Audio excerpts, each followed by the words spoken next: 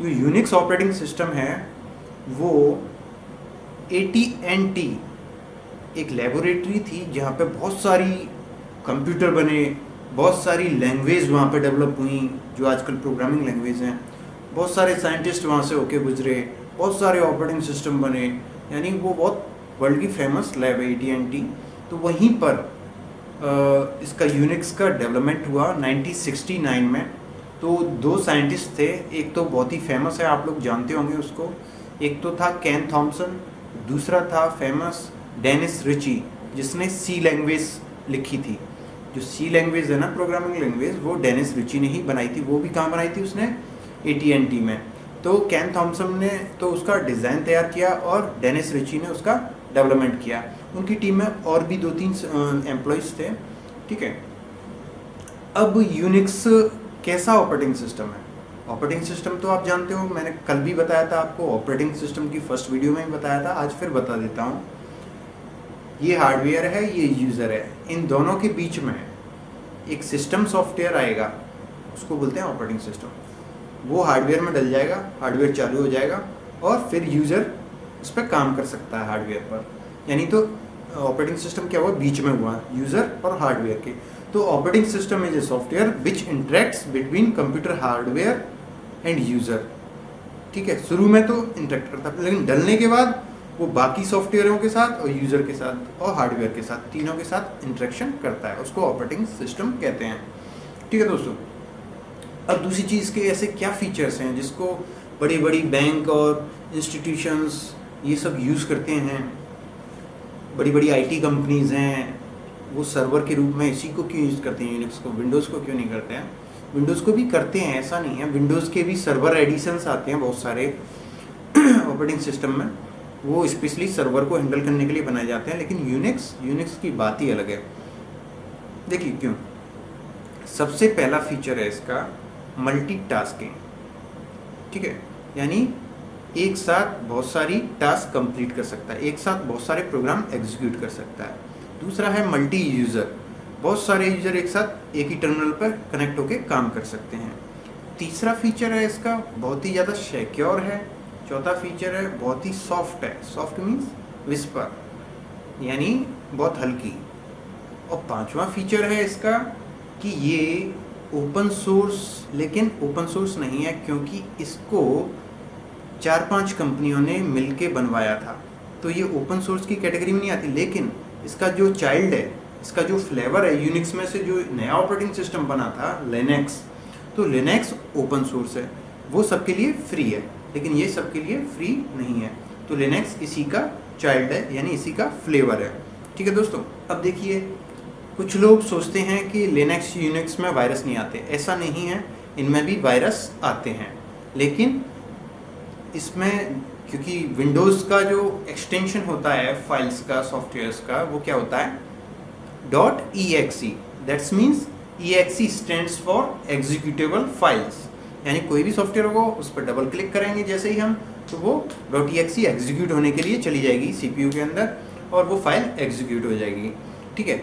लेकिन और दूसरी चीज़, जितने भी हैकर्स हैं, जितने भी बदमाश टाइप के लोग हैं, वो एग्जीक्यूटेबल इतने ज़्यादा तो स्मार्ट है नहीं, पर वो स्मार्ट बनने की कोशिश करते हैं, तो एग्जीक्यूटेबल का वायरस थोड़ी सी मेहनत करके बना लेते हैं। लेकिन यूनिक्स वगैरह इनमें भी वायरस होते हैं, लेकिन बहुत स्मार्ट बंदा चाहिए जो इसके लिए वायरस बना सकता है। लेकिन फिर भी वायरस बनाते तो इसको ज़्यादा हार्म नहीं कर पाता वो वायरस, ठीक है। तो ऐसी गलतफहमी निकाल देना। मुझसे इंटरव्यू में पूछा गया था बैंक में कि यूनिक्स और लिनक्स में वायरस इन्फेक्शन हो सकता है कि नहीं, तो मैंने कहा बिल्कुल हो सकता है। बहुत सारे बंदे कह देते हैं नहीं हो सकता।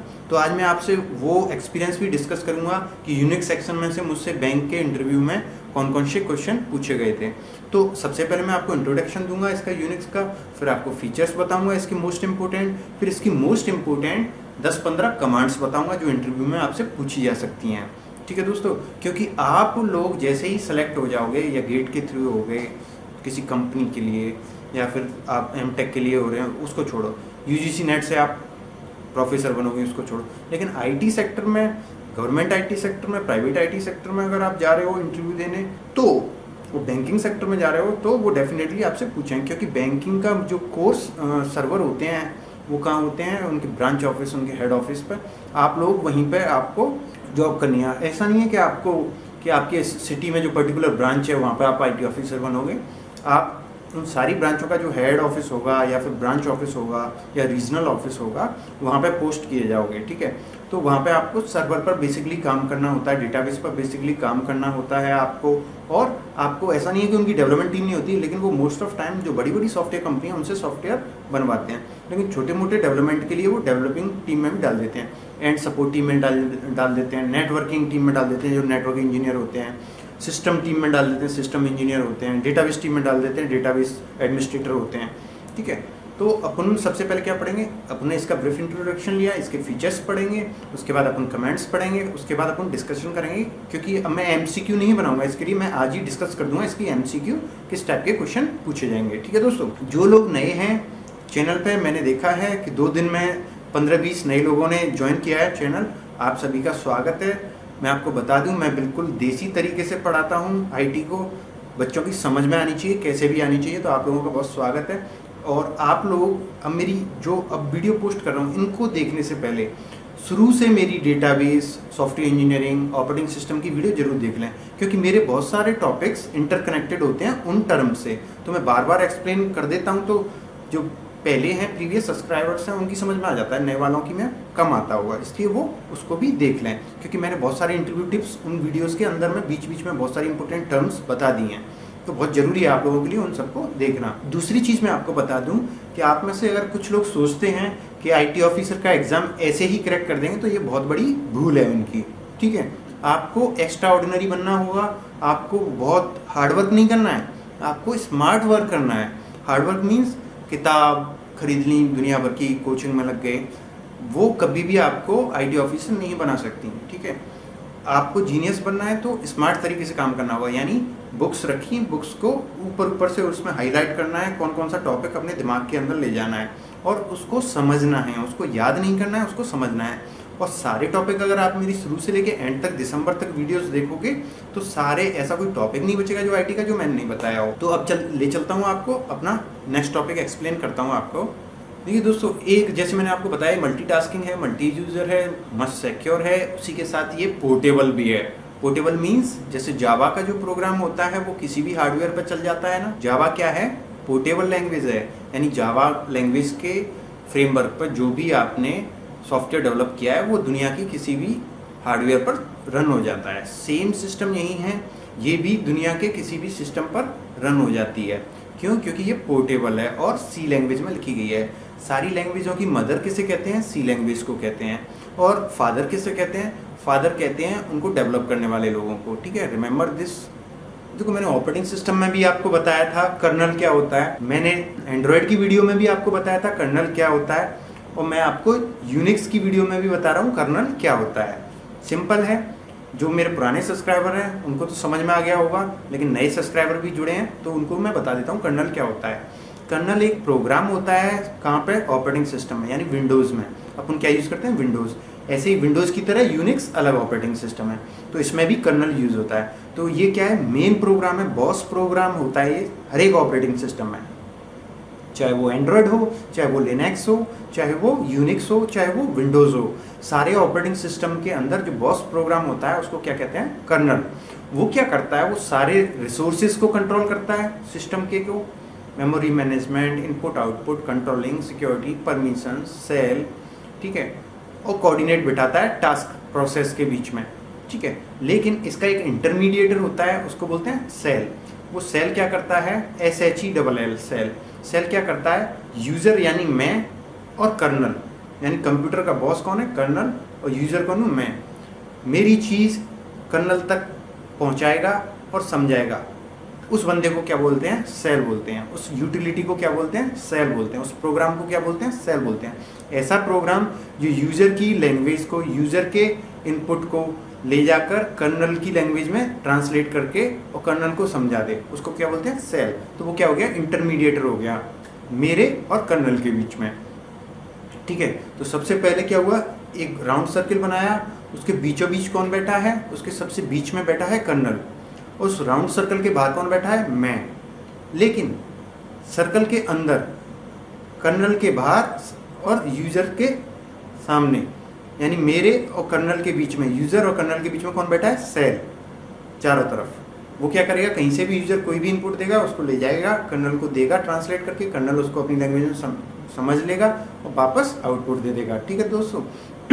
फिर भी किसी, ये मुझे बहुत अच्छा लगता है कि आप में से बहुत सारे लोग मुझे ईमेल करते हैं। आई मीन 100 के समथिंग लोग मुझे ईमेल करते हैं, चैट करते हैं, कमेंट करते हैं। मुझे बहुत अच्छा लगता है, वो अपने डाउट्स साथ के साथ क्लियर कर लेते हैं। सो अपन को बिल्कुल भी शर्मीला नहीं बनना है, डायरेक्ट बिना झिझके हुए पूछ लिया करो पर्टिकुलर। और मैंने ग्रुप भी बनाया है, उस ग्रुप में ऐड हो सकते हो आप। मुझे पर्सनल अपना ईमेल करके मोबाइल नंबर दे दोगे तो ग्रुप में अपन डिस्कशन भी कर लेते हैं। ठीक है दोस्तों, जिससे आपको, मैं चाहता हूँ आप प्रॉपर तरीके से मजबूत बन जाएं, स्मार्ट तरीके से, जिससे आप फर्स्ट अटेम्प्ट में ही एग्जाम को क्लियर कर लें। ठीक है दोस्तों, अब चलते हैं नया टॉपिक क्या है इसमें इंटरेस्टिंग। देखो, सेल की एक डेफिनेशन और बता देता हूँ। User communicate with kernel with the help of shell, यानी यूजर कर्नल के साथ कम्युनिकेट किसके जरिए करता है? सेल। याद रखना, मैं सेल और कर्नल पे जोर इसलिए दे रहा हूँ क्योंकि ये मोस्ट ऑफ्टन पूछे जाने वाले क्वेश्चंस हैं, चाहे वो सॉफ्टवेयर कंपनी हो, चाहे वो कोई सा भी एग्जाम हो। ठीक है दोस्तों, तो दोस्तों इसके कई सारे वर्जन आए, यूनिक्स के वर्जन्स पे और ले लेते हैं एक बार, जिससे नॉलेज हो जाए कि यूनिक्स का वो वर्जन है। जैसे विंडोज़ में होता था विंडोज़ 95, 98, विंडोज़ मी, मिलेनियम, 2000, विंडो NT, XP, फिर विस्टा 7, 8, 10, ऐसे ही यूनिक्स के भी वर्जन्स थे। तो यूनिक्स के वर्जन कौन कौन से हैं उनको देख लेते हैं। देखिए, यूनिक्स का पहला वर्जन था Solaris Unix, AIX, HP Unix, BSD। अब याद रखना, सन माइक्रो सिस्टम्स एक बहुत बड़ी कंपनी थी ऑपरेटिंग सिस्टम की, जिसने डेटाबेस सिस्टम, दुनिया की सबसे बड़ी डेटाबेस कंपनी थी ओरेकल थी ना, ओरेकल को खरीद लिया उसने, ओरेकल बन गई, फिर वो क्या बन गई? ओरेकल। तो उसने पर्टिकुलर इसके डेवलपमेंट में पैसे खर्च किए थे, तो ये इसलिए ओपन सोर्स नहीं है, फ्री में अवेलेबल नहीं है ये ऑपरेटिंग सिस्टम, इसलिए पेड कंटेंट है। ठीक है, तो इसके 4 वर्जन, अपन मोस्ट फेमस 4 वर्जन याद कर लेते हैं। Solaris Unix, AIX, HP Unix और BSD। जैसे HP कंपनी, हेवलेट पैकार्ड, उसने पैसे खर्च किए थे, BSD ने किए थे, AIX कंपनी ने किए थे, सोलारिस ने किए थे। तो सन सोलारिस है। सन यूनिक्स इज कंपोनेंट ऑफ, ठीक है, तो नीचे ऑप्शन दे रखे होंगे सोलारिस, BIX, HP। तो अपन को क्या करना है? सन नाम आते ही सोलारिस करना है। लाइनेक्स क्या है? लाइनेक्स के लिए मैं एक अलग वीडियो बनाऊंगा, जैसे यूनिक्स के लिए बनाई है मैंने, ऐसे ही लाइनेक्स के लिए प्रॉपर अच्छा सा लेक्चर बनाऊंगा, जिससे बात कुछ भी नहीं आएगा। ठीक है, लेकिन फिलहाल इतना पढ़ लेते हैं। लाइनेक्स क्या है? लाइनेक्स यूनिक्स का फ्लेवर है, यानी यूनिक्स में से ही निकला है क्या? लाइनेक्स। यानी यूनिक्स की कुछ सिमिलर कोडिंग ली गई है लाइनेक्स को बनाने के लिए। लेकिन दोनों में डिफरेंस क्या है कि ये ओपन सोर्स है, वो ओपन सोर्स नहीं है। वो फादर है, ये चाइल्ड है।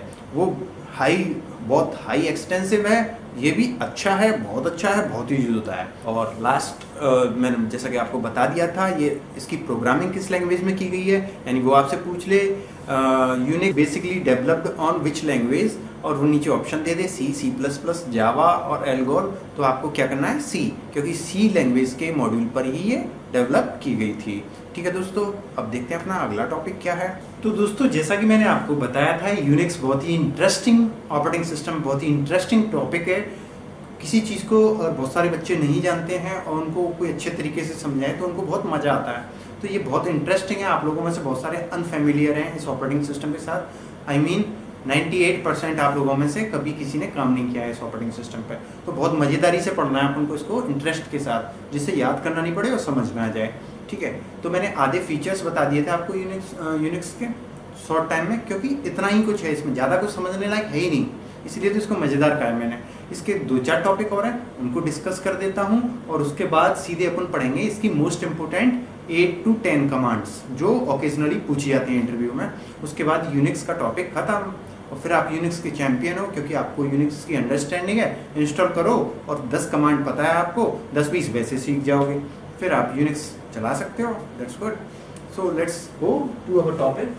देखिए, लिनक्स का यूज़ कहाँ होता है? लिनक्स का बेसिकली यूज़ कहाँ होता है? इसका बेसिकली यूज़ होता है इंटरनेट सर्वर, जो इंटरनेट सर्वर्स हैं वहाँ पर, और बिग डेटा में। ठीक है, डेटा सेंटर्स में। डेटा सेंटर किसे कहते हैं? नया टॉपिक है, बता दूं मैं आपको। जैसे यूट्यूब है, ठीक है, तो यूट्यूब के बहुत सारी कंट्रियों में चल रहा है यूट्यूब, तो हर कंट्री में उसके डेटा सेंटर बने हुए हैं। डेटा सेंटर मीन्स जैसे ही अपन यूट्यूब पर कुछ भी अपलोड करते हैं तो वो कहाँ पे स्टोर होगा जाके, तो उनका एक बहुत बड़े एरिया में particular I mean 10,000 acres area होगा, वहाँ पे पूरी प्रॉपर बिल्डिंग बना हुआ, गोडाउन बना होगा उनका, उसमें प्रॉपर तरीके से वेंटिलेशन, एसी लग रहे होंगे, बहुत सारे फैन लग रहे होंगे, एग्जॉस्टर लग रहे होंगे, और वहाँ पे रैक्स बनी हुई होंगी, सर्वर रैक्स, वहाँ पे मिलियंस ट्रिलियंस हार्ड डिस्क लगी होंगी जहाँ पे डेटा स्टोर होता है। ठीक है दोस्तों, तो ऐसे स्ट्रक्चर को या फिर जहाँ पे डेटा स्टोर होता है बहुत लार्ज अमाउंट में बिग डेटा स्टोर होता है, उस जगह को क्या बोलते हैं, उसको बोलते हैं डेटा सेंटर। ठीक है, जैसे गूगल हुआ और बिंग हुआ, यूट्यूब हुआ, याहू हुआ, बड़ी बड़ी जो कंपनीज हैं उनके हमेशा डेटा सेंटर होते हैं जहाँ पर उनका डेटा स्टोर होता है। ठीक है दोस्तों, तो इसका बेसिकली यूज़ क्या होता है, इंटरनेट सर्वर्स पे, मेन फ्रेम्स पे, डेटा सेंटर्स में, बैंकिंग इंस्टीट्यूशंस में, बड़े बड़े रिसर्च सेंटर्स के सर्वर्स पर और आईटी सेक्टर के सर्वर्स पर, यानी इसका यूज़ यहाँ होता है। ठीक है, अब देखिए नया टॉपिक देखते हैं। देखिए मैंने आपको बताया था, आपको याद हो तो मैंने आपको बताया था कि ज़ॉम्बी क्या होता है, ऑपरेटिंग सिस्टम पढ़ाया था, तो मैंने आपको बताया था ज़ॉम्बी क्या है। अब आप लोग एक चीज़ नोटिस कर रहे हो कि बहुत सारी चीज़ें वही आ रही हैं, यूनिक्स लाइनक्स जो भी पढ़ रहे हैं, सॉफ्टवेयर इंजीनियरिंग, वो सब वही आ रही हैं जो मैं पहले पढ़ा चुका हूँ। दैट्स मीन्स मैं टॉपिक नहीं छोड़ रहा बात के लिए, वहीं घुमा फिरा के टॉपिक आ रहे हैं। ठीक है, तो अच्छी तरीके से समझ लो, ज़ॉम्बी मैंने बता चुका हूँ आपको, फिर भी समझा देता हूँ। ऑपरेटिंग सिस्टम में समझाया था मैंने आपको, प्रोसेस वाले टॉपिक पर ज़ॉम्बी क्या होता है। ये मुझसे इंटरव्यू में पूछा गया था, इसलिए जो अच्छे, मैं बता रहा हूँ ना, स्मार्ट स्टडी किसे कहते हैं, अच्छे टॉपिक लेना, फालतू कचरे को छोड़ना। ठीक है, तो ज़ॉम्बी क्या होता है, ज़ॉम्बी एक प्रोसेस होती है, लेकिन वो कैसी प्रोसेस होती है, डेड मीन्स वो एग्जीक्यूट होने के लिए गई कर्नल के पास। ठीक है, प्रोसेस टेबल होती है, उससे पहले प्रोसेस टेबल में क्यू में लग जाती है, होल्ड वेट क्यू में, मैंने बताया था आपको, और वहाँ पे जाके इसका जैसे पेरेंट था कोई और चाइल्ड को साथ लेके चल रहा था, चाइल्ड प्रोसेस को। ठीक है, यानी पेरेंट मीन्स प्रोसेस और चाइल्ड मीन्स थ्रेड। ठीक है, और उसको लग गया टाइम, तो उसने उसकी आईडी मांग ली, उसकी आईडी को ले गया, वो वहीं पर रह गया विदाउट आईडी के। कहाँ पे, प्रोसेस टेबल में, कर्नल के पास, तो वो कहीं पे भी नहीं जा रहा, तो वो प्रोसेस डेड हो गई, लेकिन उसमें से बाहर नहीं निकली, प्रोसेस टेबल में से, कर्नल की में से। तो ऐसी डेड प्रोसेस है जो बाहर नहीं निकल रही, उसको क्या बोलते हैं, ज़ॉम्बी बोलते हैं। Take a look, zombie is a process in Unix, चाहे यूनिक्स हो चाहे कोई बार ज़ॉम्बी होता है। Zombie is a process in Unix, process is dead, लेकिन वो प्रोसेस कैसी है, dead, but have not been removed from process table of kernel, लेकिन वो प्रोसेस टेबल है जो कर्नल की, उसमें से रिमूव यानी बाहर नहीं हुआ है, खत्म नहीं हुई है वो प्रोसेस, उसी में घूम रही है आइडल होके, यानी डेड हो चुकी है वो प्रोसेस। ऐसी प्रोसेस को क्या बोलते हैं, ज़ॉम्बी। क्वेश्चन पूछेगा ज़ॉम्बी प्रोसेस कॉल्ड, या फिर ऊपर दे देगा पर्टिकुलर कि if the process is not remove from process table of kernel called, नीचे ऑप्शन दे देगा बहुत सारे, तो अपन को ज़ॉम्बी याद रखना है दिमाग में अच्छे तरीके से। प्रोसेस किसे कहते हैं, मैंने आपको बता दिया था ऑपरेटिंग सिस्टम में प्रोसेस किसे कहते हैं, कि कोई भी टास्क एग्जीक्यूट होने के लिए जाती है, यानी वो रनिंग स्टेट में जा रही है एग्जीक्यूट होने के लिए, फिर आ रही है, उस बीच की स्टेट को क्या बोलेंगे, प्रोसेस। यानी एग्जीक्यूट होने गई है, आई है, उस प्रोसेस को क्या बोलेंगे, प्रोसेस। जैसे अपन कोई सॉफ्टवेयर इंस्टॉल करते हैं, कोई पूछता है क्यों इंस्टॉल हो गया, तो अपन कहते हैं अभी प्रोसेस चल रही है, दैट्स मीन्स वो एग्जीक्यूट होने गया है। तो यहाँ पे मैंने डेफिनेशन दी है बहुत अच्छी, रनिंग इंस्टेंस, कोई भी रनिंग इंस्टेंस है रनिंग स्टेट में, ऑफ प्रोग्राम, कोई भी प्रोग्राम है उसके इंस्टेंस कैसे हैं, रनिंग स्टेट में, क्या कहलाएंगे, प्रोसेस कहलाएंगे वो। ठीक है दोस्तों, अगला टॉपिक है लीलो। ये भी मुझसे इंटरव्यू में पूछा था, लीलो कैसे कहते हैं, तो मैंने कहा यार लीलो तो मैं फर्स्ट टाइम सुन रहा हूँ, लैला तो सुना है मैंने, लैला तो होती है, तो वो मैं मजाक करने लग गया उनसे। ठीक है, नहीं, फिर मैंने बता दिया उनको लीलो क्या होता है एक्चुअली, तो मैं आप लोगों को भी बता देता हूँ लीलो क्या होता है। मैंने आपके लिए बहुत शॉर्ट फॉर्म बनाया है लीलो का, जिससे आप एक ही बार में समझ जाएं, कंफ्यूज नहीं करे आपको। ये क्या होता है, लाइनेक्स जो होती है ना अपनी, जैसे ही वो लोड होती है, लिनक्स जैसे ही सिस्टम में बूट होके लोड होती है, उसको क्या बोलते हैं, लीलो। LI मीन्स लिनक्स, लो मीन्स लोडर। ठीक है, याद रखना आप लोग इसको, लीलो कैसे कहते हैं, लिनक्स लोडर को, ली मीन्स लिनक्स और एलो मीन्स लोडर, जो लाइनेक्स को लोड कर रहा है बूट के समय, स्टार्ट करते वक्त, उसको क्या बोलते हैं, लीलो। तो आपने आज इंटरेस्टिंग फैक्ट पढ़े, जॉम्बी फर्स्ट टाइम पढ़ा होगा और लीडो फर्स्ट टाइम पढ़ा होगा, एक और आप फर्स्ट टाइम पढ़ रहे हो उसको भी बता देता हूँ। एफेमेरल पोर्ट किसे कहते हैं, ये यूनिक्स में बहुत अच्छा पूछा जाने वाला क्वेश्चन है। तो एफेमेरल पोर्ट जो होता है वो क्या होता है, ये बहुत ज़्यादा पूछा जाता है। बेसिकली आईटी में पूछा जाता है जब आदमी specially internet administrator, server administrator या डेटा एडमिनिस्ट्रेटर या सिस्टम एडमिनिस्ट्रेटर की पोस्ट पे जाता है, जैसे बैंक में जाता है, तो वहाँ पे पूछ लेते हैं, क्योंकि यूनिक्स पे काम करना होता है उनको, तो इतना वो यूनिक्स में से ज़्यादा कुछ नहीं पूछते, वो यूनिक्स में से आपसे जो मैंने पढ़ाया वही पूछते हैं। ये मोस्ट फेमिलियर टॉपिक है, जिससे वो ये जांचना चाहते हैं आपका कि इनको, ये जो बंदे हैं, कैंडिडेट हैं जिनको हम हायर कर रहे हैं प्राइवेट सेक्टर में या गवर्नमेंट सेक्टर में, क्या ये यूनिक्स ऑपरेटिंग सिस्टम के साथ फेमिलियर हैं। I mean, नहीं, वो तो ट्रेनिंग देंगे आपको प्रॉपर तरीके से वहाँ पे ले जाके, लेकिन उससे हायर करने से पहले वो चेक करना चाहते हैं कि आपने अपनी इंजीनियरिंग की थी या बीसीए की थी, बीटेक की थी, एमसीए की थी, एमटेक की थी, एमएससी की थी, वहाँ क्या पढ़ा, कितने एक्स्ट्रा ऑर्डिनरी हो आप, कहीं आप सिमट के विंडोज़ पे तो नहीं रह गए थे, या फिर आप आउट ऑफ बाउंड्रीज जाके लिनक्स, यूनिक्स, ओएस, मैक सबका स्वाद चख के वापस आए थे। ऐसे बंदे चाहिए उनको।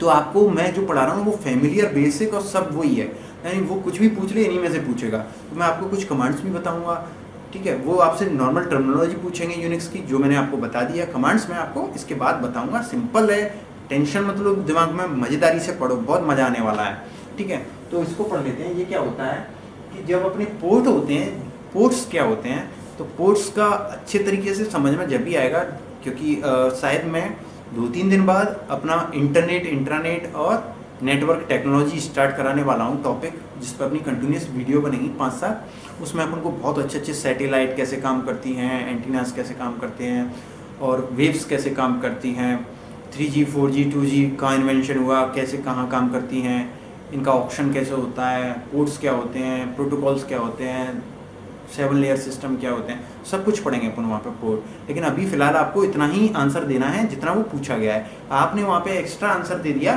तो समझ लो आप क्यू में से गए। ज़्यादा एक्स्ट्रा ऑर्डिनरी बनने की कोशिश की तो लंका लग जाएगी आपकी। याद रखना, जितना पूछा है उतना ही जवाब देना है, क्योंकि ज़्यादा बता दिया तो उसी में से बहुत सारे क्वेश्चन वो पूछने लग जाएंगे आपसे। मैं आपको एंड में बताऊंगा कि इंटरव्यू भी कैसे क्रैक करना है। जब अपना कोर्स पूरा कंप्लीट हो जाएगा उसके बाद मैं बताऊंगा कि गेट का उसका यूजीसी नेट का अगर होता है कहीं पे इंटरव्यू, वो कैसे क्रैक करेंगे, आईटी सेक्टर का कैसे क्रैक करेंगे अपन, इसका कैसे क्रैक करेंगे, basic question, general question, dress up, सब कुछ बताऊंगा मैं आपको, ठीक है। तो लेट्स गिव इट गो। ये क्या होता है, एफेमेरल पोर्ट क्या होता है, यूज्ड बाय ओएस के द्वारा यूज होता है ये port for client socket. Socket क्या होती हैं, ये अपना नेटवर्क टेक्नोलॉजी का टॉपिक है, तो अभी अपन को याद रखना है कि एफेमेरल जो पोर्ट होता है वो किस लिए यूज होता है, क्लाइंट सॉकेट के लिए। और पोर्ट तो आपने, जैसे मैं आपको फिर भी थोड़ा सा बता ही देता हूँ पोर्ट्स के बारे में। पोर्ट्स की अपनी रेंज होती है पर्टिकुलर पोर्ट्स की ट्यूनिंग के साथ ही इंटरनेट कनेक्टिविटी कनेक्शन होकर काम करती है। तो पोर्ट्स की रेंज होती है, जैसे पोर्ट 101, फिर 104, फिर 108, अलग अलग पोर्ट्स की अलग अलग वैरायटी की रेंज होती है। तो क्लाइंट सॉकेट के लिए ये रेंज डिफाइन करता है यूनिक्स में एफेमेरल पोर्ट, याद रखना। तो दोस्तों अपन चलते हैं, अब अपन जो कमांड्स हैं सिंपल मज़ेदारी से कंसंट्रेट होकर पढ़ लेना, जिससे एक ही बार में समझ में आ जाए कमांड्स, और तो कुछ है नहीं यूनिक्स में। फिर मैं कल आपको लाइनेक्स कराऊंगा, फिर एक ऑपरेटिंग सिस्टम की वीडियो रहेगी, उसको बना लेने दो भाइयों, क्यों आप बीच में एंड्रॉयड बना दो, किसी ने का यूनिक्स बना दो, किसी ने का लाइनेक्स बना दो। तो इसको खत्म करके अपन एंड्रॉयड की लास्ट वीडियो रहेगी उसकी ऑपरेटिंग सिस्टम की लास्ट वीडियो रहेगी, उसको कंप्लीट करके फिर अपन नेटवर्क और इंटरनेट टेक्नोलॉजी पर चलेंगे। तो चलो देखते हैं यूनिक्स की कमांड कौन सी है मज़ेदार। तो दोस्तों चलते हैं, एक नज़र डालते हैं यूनिक्स की मज़ेदार कमांड्स पे, क्योंकि इसमें पूरा काम कमांड्स के जरिए ही करना होता है अपन को। सेल स्क्रिप्टिंग भी बोलते हैं उसको, ठीक है, क्योंकि कमांड लाइन इंटरप्रेटर पर ये काम करती है। तो बहुत मज़ेदार हैं, सिंपल हैं।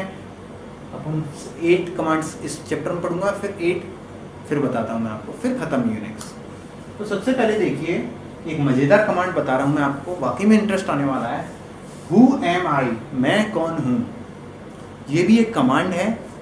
इस कमांड को डालने के लिए क्या लिखेंगे हम कमांड लाइन इंटरप्रेटर में, जैसे CMD चलती है ना अपनी, ऐसी कमांड लाइन इंटरप्रेटर होता है, उसमें क्या लिखेंगे अपन, डॉलर का साइन और विदाउट स्पेस नहीं देना है, डॉलर का साइन और फिर लिखेंगे अपन who am I without space. और इस कमांड के जरिए क्या होगा, इस कमांड को जैसे एंटर मारेंगे अपन तो क्या होगा, वो सिस्टम बताएगा हमको कि मैं कौन हूँ। मैं कौन हूँ मीन्स, मान लो रूट ने मेरा लॉगिन आईडी पासवर्ड बनाया है और मुझे दे दिया, जैसे ही मैंने लॉगिन किया तो वो मेरी डिटेल बता देगा कि करंट यूज़र कौन है, मेरा नाम लिखाएगा वहाँ पर कि तुम ये हो। ठीक है, तो ये इंटरव्यू में पूछे जाने वाली कमांड है बेसिकली। दूसरा है हाल्ट। हाल्ट क्या है, पहले जर्मन में जब नाजीज्म था, नाजी थे, एडोल्फ हिटलर था, तब ये सब बहुत यूज होता था। हाल्ट का मतलब होता है रुकना, रुक जाइए। ठीक है, तो हाल्ट किस लिए यूज होता है, सिस्टम डाउन इमीडिएटली, यानी तुरंत सिस्टम शट डाउन हो जाएगा। ठीक है, सॉरी, तुरंत सिस्टम डाउन हो जाएगा। इनिशियलाइज जीरो, INIT जीरो, देखिए इसको, INIT जीरो। ठीक है, INIT का मतलब याद रखना, हमेशा इनिशियलाइज होता है इसका मतलब। तो इनिशियलाइज जीरो क्या करेगा, पावर ऑफ सिस्टम, सिस्टम को पावर ऑफ कर देगा विथ सिंक, सिंक्रोनाइजेशन तो मैंने बताया था आपको। सिंक्रोनाइजेशन मींस अपना वर्क जल्दी से खत्म कर लेगा जो भी पेंडिंग रह गया है, तो तब सिस्टम को क्या कर देगा, पावर ऑफ। अब सिस्टम को रीस्टार्ट करना है अपन को, तो क्या चलाएंगे अपन, इनिशियलाइज 6 यानी INIT 6। ऐसा इस कमांड से क्या होगा, रीस्टार्ट हो जाएगा अपना कंप्यूटर। शट डाउन करना है सिस्टम, तो याद रखना शट डाउन का ज़्यादा पूछते हैं और रीस्टार्ट का भी पूछते हैं। तो शट डाउन के लिए अपन को कुछ नहीं करना, शट डाउन लिखना है और सिस्टम शट डाउन हो जाएगा। याद रखना हर कमांड के पहले क्या, कौन सा साइन यूज होता है, डॉलर का। ठीक है, डेट देखनी है तो सिंपल डेट लिखना है अपन को, एंटर मारना है, डॉलर लगाना है पहले और फिर क्या लिखना है, डेट लिखते क्या होगा, डेट आ जाएगी करंट। ठीक है, एलएस कमांड देखिए, एलएस कमांड यूज होती है लिस्ट योर फाइल्स, आपकी फाइल्स की लिस्ट दे देगी आपको। और नई डायरेक्टरी बनानी हो अपन को, तो अपन को पता ही है नई डायरेक्टरी की क्या होती है हमेशा, mkdir, mk means make, dir means directory, यानी डॉलर का साइन, mkdir स्पेस और उस डायरेक्टरी का क्या नाम देना चाहते हो आप।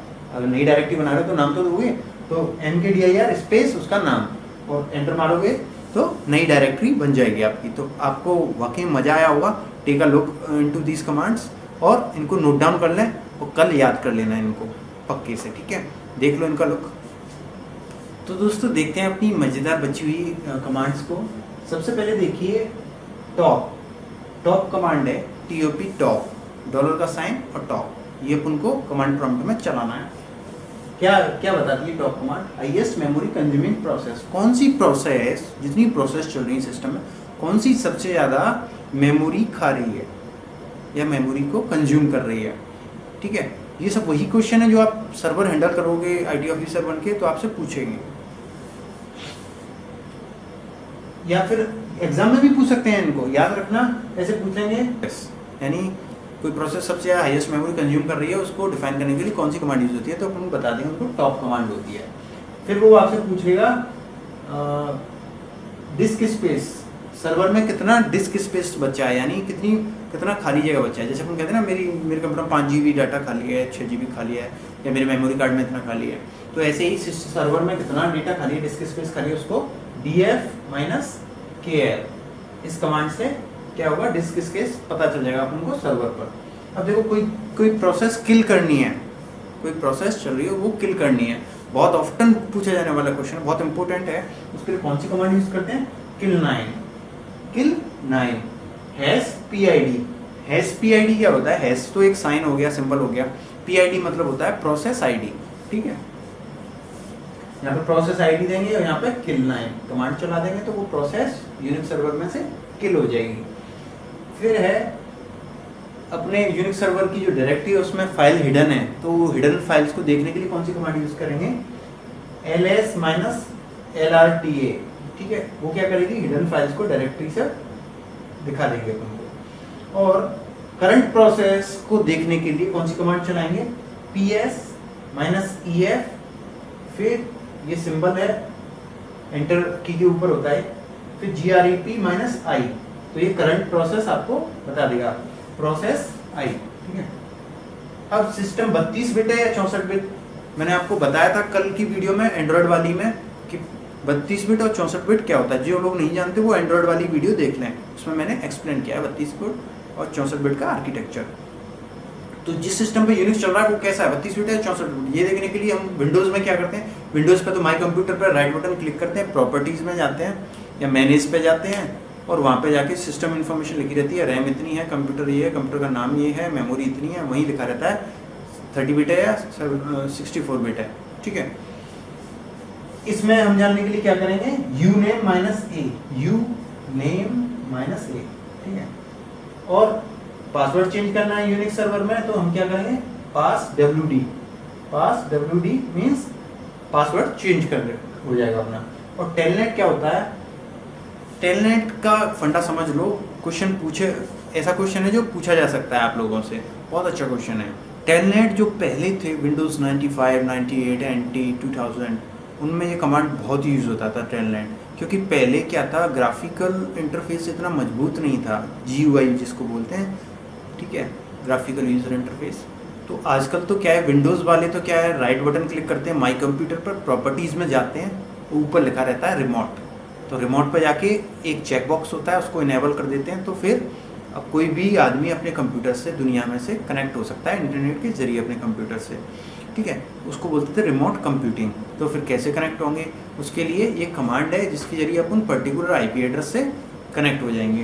तो कौन सी कमांड है वो, टेलनेट, याद रखना, TELNET, telnet means to connect remote host. ठीक है, इससे याद आ गया मुझे, कुछ चीज़ें याद आ गई, याद रखना कि उनमें से भी क्वेश्चन पूछ लेता है वो, GNU क्या होता है। ये यूनिक्स लाइनेक्स का बहुत ही फेमस टर्म है, GNU क्या होता है। तो GNU का कोई पर्टिकुलर फुल फॉर्म नहीं है, एक तरीके से GNU को बस इतना ही कहते हैं, मैं आपको बता देता हूँ, GNU is not Unix. GNU को क्या कहते हैं, GNU इज नॉट यूनिक्स, यानी G तो यहाँ पे गोल है, अननोन है, और N नॉट यूनिक्स, यानी GNU यूनिक्स नहीं है। इसको ज़्यादा डीप में मत ले जाओ, इतना ही याद, इतना ही आएगा, एग्जाम आएगा तो GNU इज, नीचे ऑप्शन में आपको देगा बाकायदा GNU इज नॉट यूनिक्स, तो आप उनको हमेशा वही टिक करना है। ठीक है, और आपसे पूछ ले जैसे विंडोज़ कौन से आर्किटेक्चर पर, कौन से एग्जीक्यूटिबल आर्किटेक्चर पर काम करती है, कौन से फाइल सिस्टम पर काम करती है, तो तुम क्या लिखोगे, वो मत लिख देना /dev, डेवलपमेंट वाला DEV। आपको ऑप्शन में अगर वो .exe देता है, एग्जीक्यूटिबल होता है .exe मीन्स, तो अपन को .exe पर क्लिक करना है। ठीक है, और जैसे पूछ ले .bat क्या होता है एक्सटेंशन, तो .bat होता है बैच फाइल एक्सटेंशन। तो मैं आपको उसमें डिस्क्रिप्शन में सारे एक्सटेंशन भी डाल दूंगा, तो आप उन एक्सटेंशन को याद कर लेना, मोस्ट इंपॉर्टेंट है। जैसे .bmp क्या होता है, बिट मैप इमेज।